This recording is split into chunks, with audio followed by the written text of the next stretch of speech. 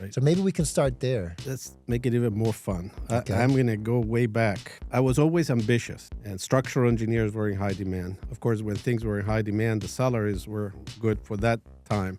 What was your starting salary, actually? It was in the mid-20s, and when I got that salary, I thought I won the lottery compared to everything. So, it was an important milestone because I explored a lot of companies, large and small, and I chose that because it was a small company, 13 people. Took a position at a pay cut, and what a decision it was in my life. At the time, I didn't expect that I'm going to start as an engineer, and 32 and a half years later, I'm going to finish as president of this company. I want to take this moment to thank you and tell you how much of an impact that has made on me professionally and personally. I don't know if you know this. I may have shared the story with you, but I was kind of lost. And I do give a lot of the success that this company has achieved to the time that you spent. As a mentor, when you give of yourself, it doesn't matter whether as a professional or as a personal community, it really makes you feel good. When I engage with people, I also learn from them. I think it's also our duty to pass knowledge to the people after us, because when we're done, unfortunately, we have less of us coming into the game, so we need to get the people after us ready. If you want to advance, you're going to have to invest in more than just being a good engineer. If you stay passive, somebody else is going to make decisions on your behalf that you may not like. And then you can't blame them because you didn't get involved.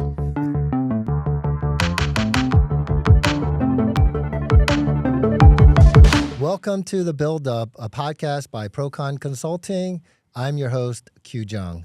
We have a very special guest here today, the one and only Philios Angelides. Welcome to the podcast. Hey, QQ, good to be with you. I've been wanting to do this episode for a very, very long time. No agenda. I'll follow your lead.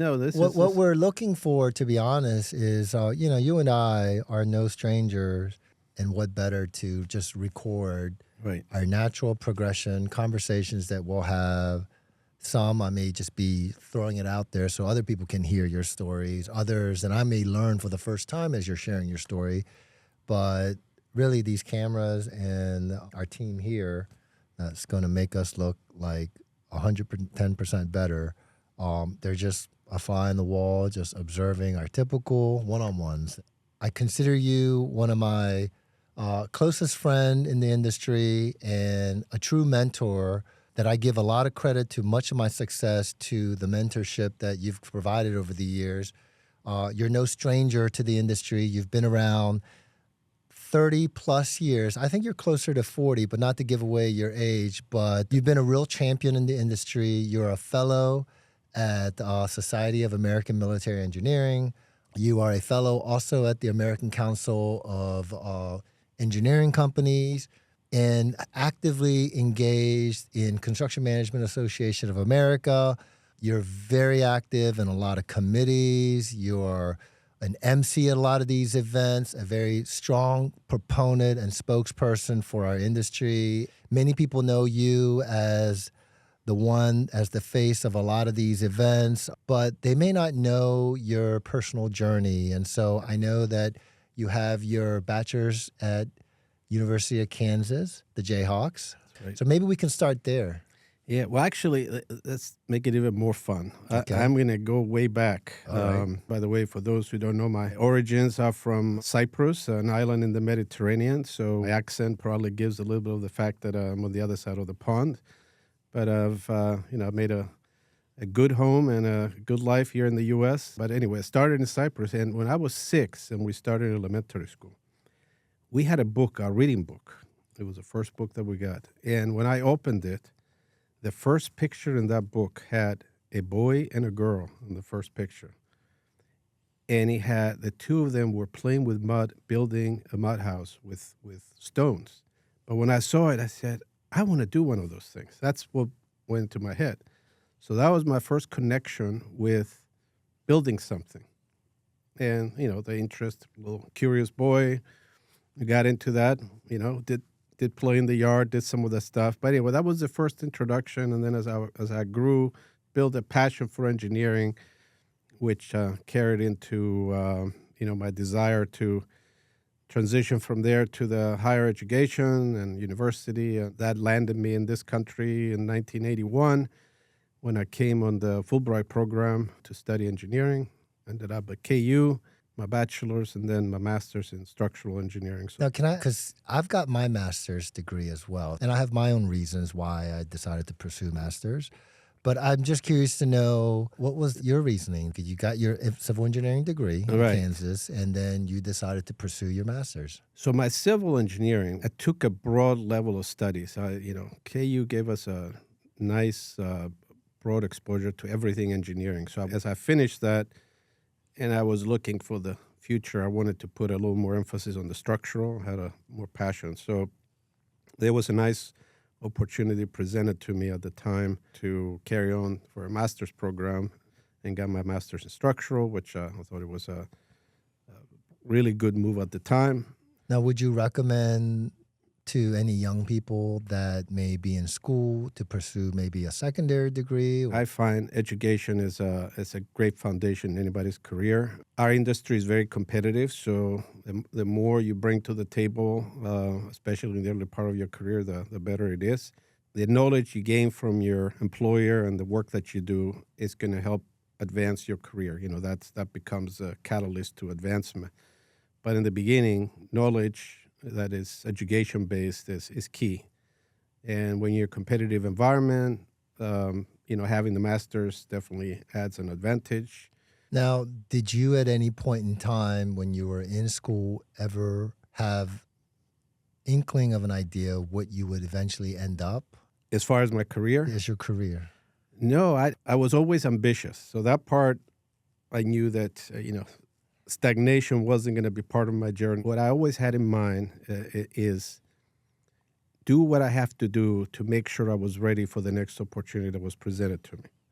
Because when opportunities are presented to anybody, you need to have all the things in place so that when they're presented to you, you have an opportunity to try the next thing. And, I would have hated the being in front of an opportunity where having an advanced degree, for example, will keep me from taking that opportunity, or not pursuing my professional registration in time. So when an opportunity comes up, I'm missing it. I can't do that. So all of a sudden you're finding the roadblocks to advance you. So everything that I did in my career, and for the most part in life, is I want to be ready so when things come up, I have all the assets possible to make informed decisions.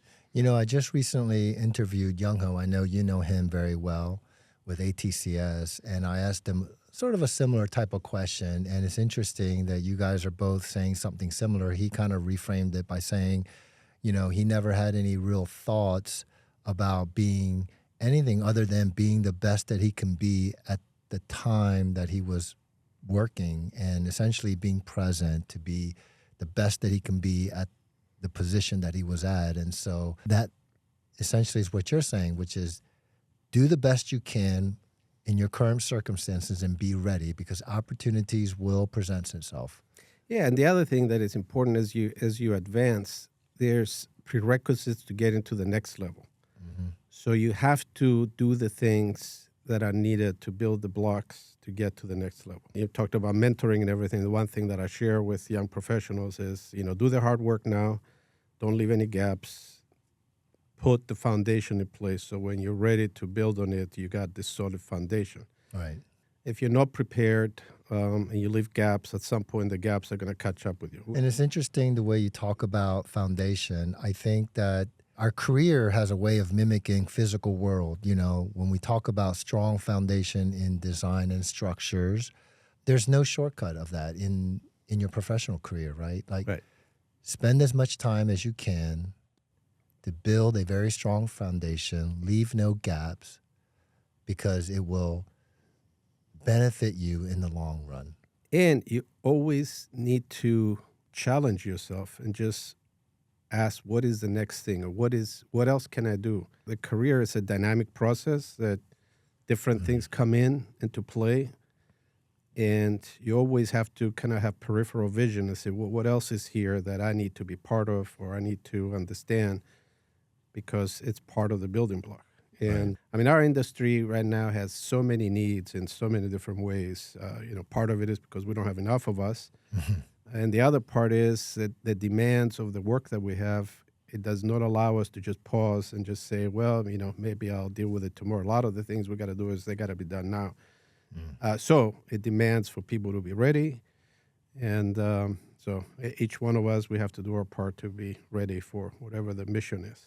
You first started off building power plants. Take us through the progression there, right out of college. What did you do? And kind of walk us through your career path. I had an interesting first year. After college, the nuclear power industry was in pretty high demand in the early 80s. And back then, when we graduated from KU, there were a lot of opportunities to work in Chicago in the nuclear power plants over there. And structural engineers were in high demand. Of course, when things were in high demand, the salaries were good for that time. What was your starting salary, actually? It was in the mid-20s, and when I got that salary, I thought I won the lottery compared to everything. You couldn't even stand in line for that salary right now. But anyway, I did have to make an important first decision in the early stage of my career. I had a choice between getting into a structural engineering position or follow what my thesis was at the time, which was software tool that I developed to do analysis for reinforced concrete structures. And it was early stages of using technology for that. And so it was a bit innovative.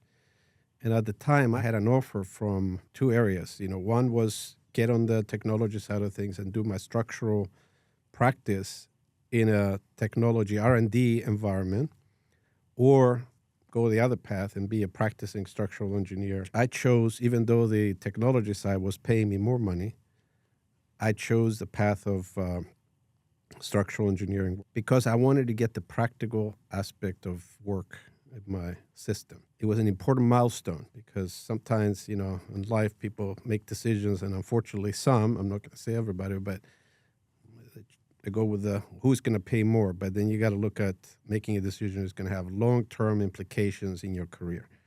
But another challenge that we had at the time, the nuclear industry was also rocked in the mid-'80s because of the accident, that happened in the late 70s. That created uncertainty in the industry, which kind of had an impact in the continuing growth. I chose to transition out here on the East Coast and accepted a position with Alpha Corporation as a structural engineer. Not exactly entry level, but one half step above that. And what a decision it was in my life. And I chose that because it was a small company, 13 people at the time. And what attracted me to that is the variety of work that the company was doing. As a young engineer, I was like a sponge, like all engineers. We want to learn as much as possible. So I saw the things the company was involved with. I wanted to be part of it, exciting projects. And I also made a decision. This is another thing. I made a decision to take that position. The company actually offered me less than what I was making in Chicago. And when I say less, small less. But the principle that I chose a position that, again, back then, I didn't know where it's going to lead, took a position at a pay cut. It was 5% less, so it wasn't a lot. But definitely the idea of I'm doing this because long-term, I see that I'm going to get benefit of it. Now, at the time, I didn't expect that I'm going to start as an engineer, and 32 and a half years later, I'm going to finish as president of this company. But when I think about it, is some of those early decisions, how do they shape the journey ahead, which obviously had its own milestones. But, the point here is sometimes you got to look at the quality of the engagement to see what are you going to get out of it? What are you going to get long term? I mean, at the time, I said, well, I'm going to go to this company because one day I'm going to be their president. That wasn't what I was thinking. I was thinking, I want to go there because I'm going to get the knowledge that's going to help me build the foundation to allow me to grow. And again, going back to the early point, where does growth lead? You just got to be ready for the next opportunity. There you go. To all the young people that are starting their careers, it's not about the money. Yeah. It's about the quality of opportunities. Right. I think that's such an important lesson. Young people that are starting their career to know that because they haven't experienced it. But the best to live it, right? Like Right. you are a living example of what it means to do that. I actually have a very similar story. I don't want to take up today's podcast to talk about that, but I do think that that is such an important lesson for all the young professionals out there to hear this directly from the horse's mouth of demonstrated success, talking about looking for quality of opportunities versus dollars and cents, especially in this extremely tight labor market, and everyone is throwing all kinds of monies at people and people are moving around. I think the point that I try to make in discussions that I have is for everything that you get into, you need to think of, does what you're about ready to do, is that something that aligns with your ambitions? And then is the expectation of the people who are hiring you to do something, are you feeling you're ready to do that? Because there's a two-way street. It's not just what I want to do. What do the other people want me to do? And are we both in alignment? So we can make those decisions. And then at the same time, he says, what is the byproduct? What are my goals? You got to be goal-oriented. And like I said, it's not always the money, because you can get all the money in the world, but if you're not aligned with the mission, that money is not going to last too long. You shared with me that in the early years with Alpha, that you were interacting with some of the who's who of this industry. And I'm a firm believer that success begets success. We all attract one another. And so I just wonder maybe if you can just spend some time, what was that like during the early years of just working with all these amazing people that have contributed so much to our industry? Right. No, I was very blessed to have been surrounded by great minds when I started my career at Alpha. Every one of the engineers in the company that they were with me at the time, every one of them has achieved success as a leader in the company, leader in other companies that they moved on after that. Basically, they have become successful in many other ways. And what I got out of that experience, in addition to great influence on the technical side and management side and everything, I saw the work ethic of these people. Nothing was impossible. It was, we have a problem. Well, we got time. We will fix this. Hard work, but with a purpose. It wasn't like, let's just work for the sake of working. So there was a work ethic that was centered in getting things done with quality. The effect of that experience actually hits you later on as you grow in your own path. I look back at those experiences and they help inform and influence my future. Yeah, what was the environment like? I mean, how does something like that happen? Because I don't think it's by accident. I think that somehow there was something there during that period of time that drove the group of people together, Right. and strive the success that they've achieved, and Right. ultimately really impacting our industry. I'll go back to the original principles of Alpha. They're all colleagues and good friends from the industry. So there's a component of personal relationship and trust and ambition. All of them share ambition to do good things. They all brought different knowledge to their practice. So I mean, I admired the depth of experience that they brought in. The thing that kept that team together is personal relationships from the past where they collaborated, and respect for each other for what they brought to the table. So that cohesion clearly formed the core of what made the company what it was in the early 80s. And then the good thing about that experience at Alpha is that being a full service company, I was able to get the exposure to transition engineering into construction. And then as I advanced, I got more involved into the full project lifecycle.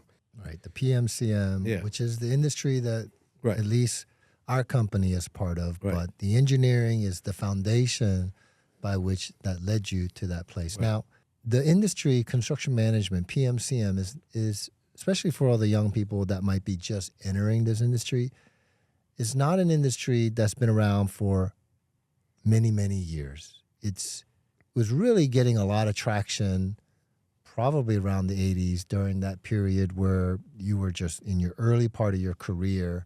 Much of the construction was done by the general contractor and just the architect as the two primary players in the construction life cycle, but there was a lot of traction being made. Construction management as a discipline to provide third-party oversight over the entire process. I just wondered, like, maybe you can share a little bit about that during that period. In the 80s, construction management wasn't shaped the way it is today, definitely. It has evolved, and obviously it evolved for the better, I think, for the industry overall. While we had assignments that were purely construction management at the time, and they were more, I believe they were more driven by the fact that the people that needed construction management support, they would have done this themselves, the agencies, but for lack of personnel on their end or maybe some particular expertise, they need to go out and get that expertise. In the 80s, I found our role within the CM service arena to be more piecemeal offering of services that construction management related, like cost estimating. Somebody needs an estimate prepared. So I need an estimator. So you do that, and you're in the construction services side. Scheduling. I need a schedule. P3. Yes, P3 back then. And we had a lot of visibility in those services. I mean, those services collectively, they were a big chunk of our offering. But while we were looking at them as being offered under the umbrella of we're construction management consultant who brings this to the table, it would have been nice if we had a client who says, I need this. Can you guys come in and do all of them for me from start to finish? And it wasn't like that back in the day. It wasn't like that. I mean, there were a number of other agencies who needed that, and I'm not saying they weren't contracts for construction management, but the appreciation of the practice in the 80s wasn't to the level of sophistication that it is today. Right. Then CMAA came on board in the early 90s.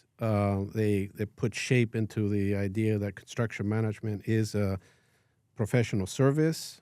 We still have some work to do on making sure that it is treated as a professional service versus a commodity, but I give CMA credit for, doing that and at least creating an umbrella organization that champions that practice, because construction management is not a substitute for construction administration or contract administration that was. Mostly you mentioned the performed by architects the and the A&Es. engineers were doing that, and then by extension, they'll show up for some site visits. We do some submittal reviews. That's not construction management. All that stuff, I think, is being put under now under a protective umbrella of an organization that champions the cause. And then starting from the 90s, we progressively get into building the value proposition of this practice, which brings us to today's scenarios where construction management is a respected field, which is an integral part of any service offering for a project, which we all believe that service should not start when construction starts. It needs to start at the time when we're starting to plant something. Yes. You were mentioning earlier, you come into Alpha as an engineer, structural, trying to spend the first 10, 15 years of your career strengthening that. How did you go from there? And 32 years later, Right. You're the president of a multidisciplinary ENR 100 company. Tell me a little bit about that journey. Right. Well, as I said, when I first started, I didn't say I want to be the president of this company one day. That wasn't, but I did have the ambition of I want to be ready for the next thing. In addition to knowledge and accreditations, the other part that I found important is we are a people business, and knowledge is important, but how you interact with people and how do you fit into an environment of competitive peers is important. So the soft skills are important. So I found opportunities, and I got to give credit. The company was supportive of not only my development, but my other peers for engagement beyond just what's in front of me on my desk. So my evolution basically became a byproduct of the growth of the company. As you grow, openings come up. Who's ready? That's the part when you're ready. You present yourself to your peers and said, I'd like to be considered for this. So I went from an engineer to a senior engineer to a project manager to a practice manager. By the mid-90s, I was the engineering practice manager in the company. Then I got into operations. As the company grew, chief operating officer. And then, the last 5 years was elected as president. That transition came at a difficult time. My predecessor passed away, and it was a tough time. Again, it speaks to the ability to be ready. I mean, things happen, emergencies happen, unfortunate events happen, so you got to be ready. And then the other part, success is, having a good team around you that, you don't do anything by yourself. You got to have a team. You're not only the president of ENR Top 100 firm, you're also a fellow at SAME, a fellow at ACEC, and an active member at CMAA. Did you always have that as like the goal, or did you take the same approach? What I found out about the industry engagement was, as a leader in the company, you try to do your business and you run into challenges. So the people that you're trying to serve have requirements, or they have expectations that you feel that you need to help influence the direction of how things should be done. Well, if I went by myself as Philios Angelides, president of my company, and say, I want us to do this, that is not how things are going to change. You change by engaging with your peers in the organizations and creating a forum where you bring your voice in front of committees, you collaborate, and then you try to find ways to have dialogue. So I found this as a not only necessity, but it has a lot of good byproducts. It allowed me to collaborate outside the walls of the company. It allowed me to hear different voices and see maybe I'm missing something. Or it allowed me to also have a forum where I bring my opinions. And then for things that we need to change, we had a forum that was more industry-driven versus an individual person wants to do something. So that was really the ambition at the time. Committee work is very important.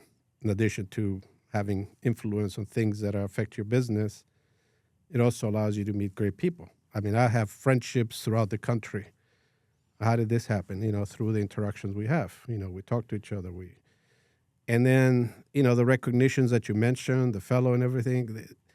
The one good thing about this recognitions, they were born out of the encouragement and urging of peers. Somebody sees that you do something good and says, I think you're worthy of this.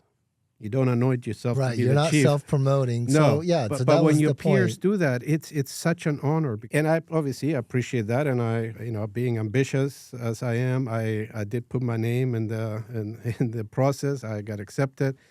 And of course, with those recognitions comes additional responsibility, because the byproduct of being a fellow, in addition to having the recognition and having the visibility, is that you need to do something with it. And a key aspect of being a fellow is being a mentor to people. And that part in itself is a great, it's a satisfying experience, because now you are sharing this journey that, we're talking about right now with people who at the beginning of their journey. And one of the things that people want to see is, how did this person do it? What did they encounter? And I think it's also our duty to pass knowledge to the people after us, because when we're done, unfortunately, we have less of us coming into the game, so we need to get the people after us ready to continue so they can keep up with what we have going on. Let's stay on the topic of mentorship, if you don't mind. Let's go down memory lane. I don't know if you remember this. The first time you and I met was at Corner Bakery, which is right here next to our office in Tyson's Corner. Right.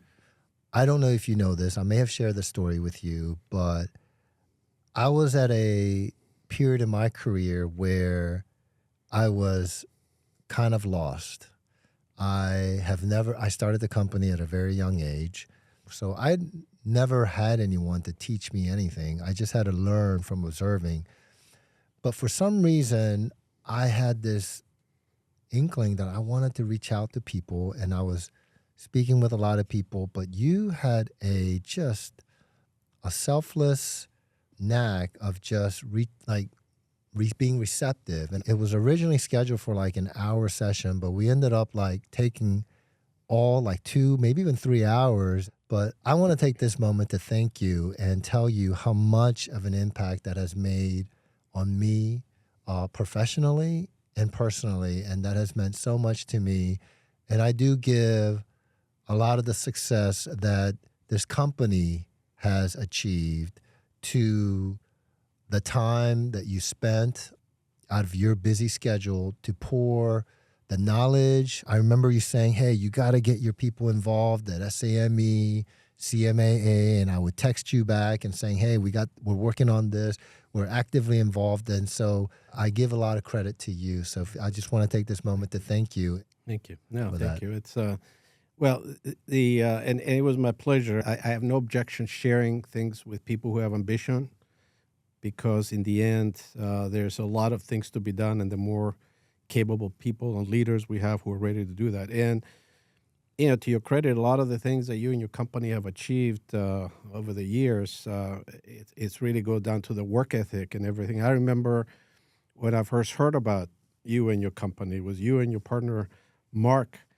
I was introduced to the two of you before you even knew about Philios or anything, through a mutual friend, John Simeon, telling me GSA. Yeah, so John, he's a personal friend and he's retired now, but he would say, you ought to meet these two guys. They're helping us with a lot of project controls related stuff, but it was, do a lot of documentation and management support at GSA. So the entire Procon company of two at the time, it was serving GSA. And now what is Procon doing? Managing a $4.5 billion program at St. Elizabeth and other places around the country. That is an achievement that doesn't happen by accident.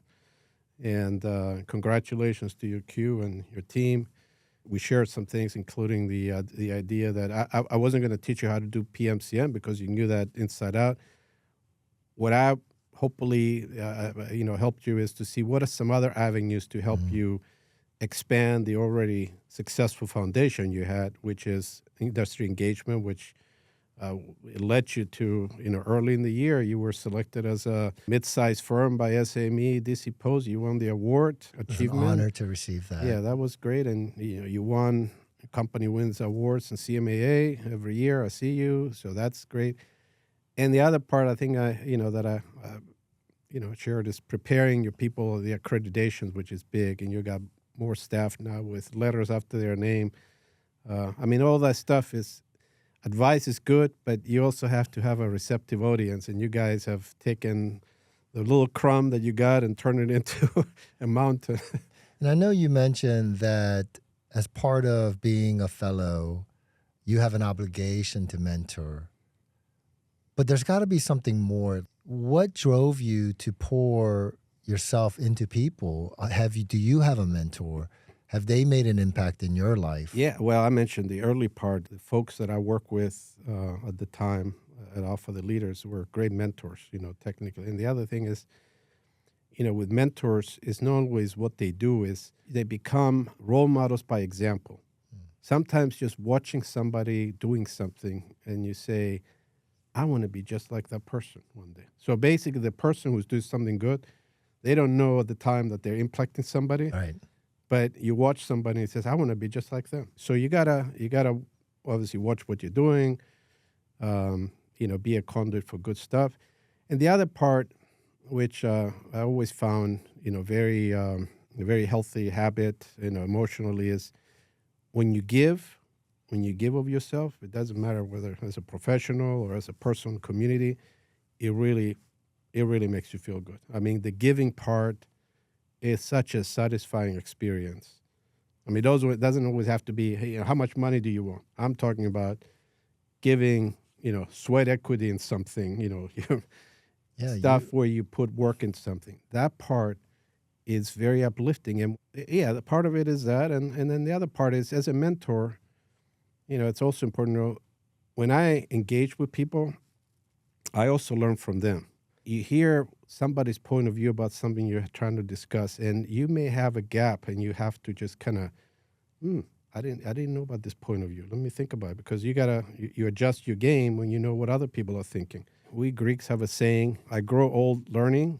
Socrates used to say that. So the journey of learning continues now. And I know you've been championing professional development, being engaged and involved. We have a lot of probably young professionals listening in to this podcast. What would you say to them about getting involved, and especially at a period in their career, almost always is in conflict with what's happening in your personal world? You're probably raising a family, perhaps. And I feel like if you decide to do it when you are ready, it might be too late to be as engaged. So what do you say to someone who's on the fence? The first thing I share with all the colleagues, with young people or those who are interested in getting involved, it's a personal reflection that has, I think, served me well. The first thing you got to take care is make sure yourself are in a good physical and mental condition. If you have challenges that are keeping you from being the best you can, you got to take care of yourself. So assuming all the things, the immediate aspect of your life, personally and family, are in a good place, and now you have time that needs to be shared between a career and other things you want to do, that's when you start thinking, okay, how do I make use of this time to optimize, my time in doing things that are going to advance me? If you want to advance, you're going to have to invest in more than just being a good engineer or CM or whatever. You got the things you got to do to take care of your credibility as a professional, but then you got to look at the time. Your employers and your clients expect you to show up and do things you got to do, and then the other stuff requires its own investment. Don't try to do everything. You don't need to jump in the ocean and just get completely immersed. Just get in there, find one thing that you want to champion. Pick one thing out of the 12 months of the year. You want to host something one time and champion it. Takes a few hours to plan, lead, do the things. You start doing things. Obviously, the purpose of this is to get yourself exposed. It helps you sharpen your leadership skills. You expand your network. Those are the immediate things that happen. And as you do that, byproducts come in. Some door opens, additional. Somebody noticed what you did and say, hey, that was a well-done event. We'd like to talk to you. We got some things here. And all of a sudden, your peers start opening doors and you have opportunities where you get involved. But find things that align with your ambitions. So you definitely don't want to burn yourself out, because that would not help. But I think assuming you have time, I think that's a good investment. You start by crawling, yeah, then you walk, then you run. Right.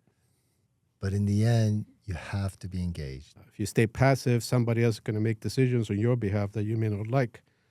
And then you can't blame them because you didn't get involved. So let's talk a little bit about, this part of your career now. You're now on your own. Anything that you reflect back on? A few things that I learned.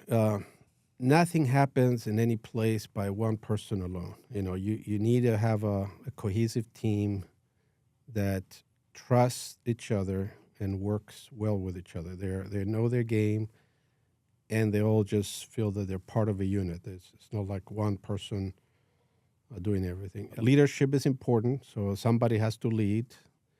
Accountability is important, so that part is important. But the one thing I learned is that nothing happens by accident. Mm-hmm. There's things that have to be put in place for success to happen. And I always tell people, if we want to get there, we need to do the things that go between here and there to get there.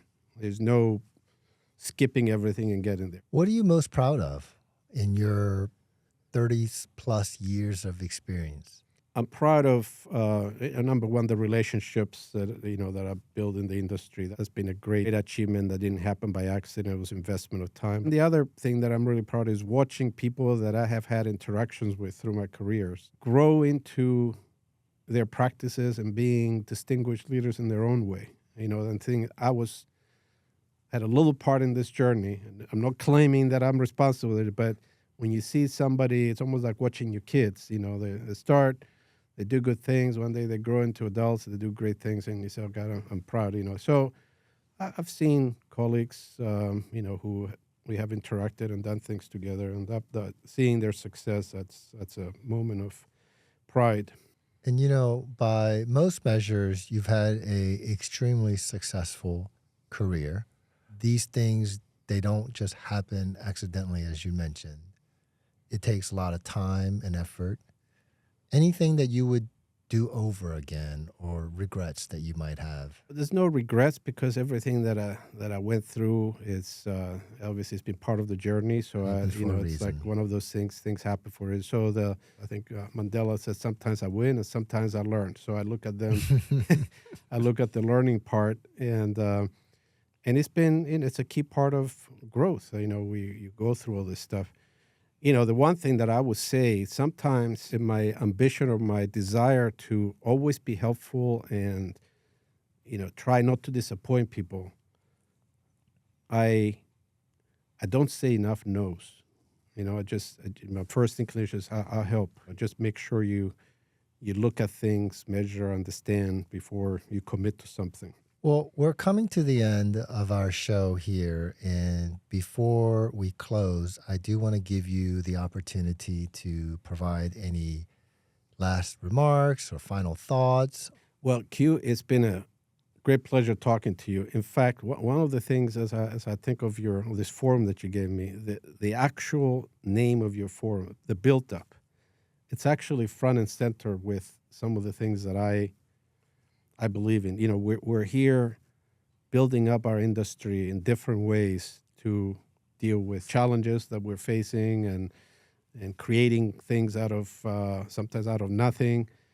And you've been obviously a great ambassador of our industry. You provide this forum where, good people, leaders have brought, their knowledge and everything. So I'd like to thank you for only the great relationship we've had over the years and your own influence in my career, but also your own contributions in your companies and the forum you provided, which speaks to exactly what we're doing here, building up capacity, knowledge, leadership, with the purpose of helping our communities succeed and have everything they need to thrive.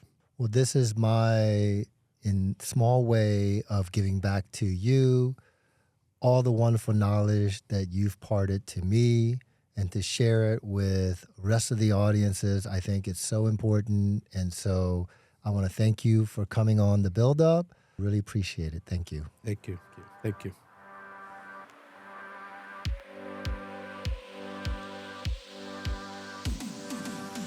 You're just having a conversation. Build Up. I'm your host, Q Jung, a podcast by Procon Consulting. It's the one line he has to learn. Okay, well, everything is rolling. You want to do the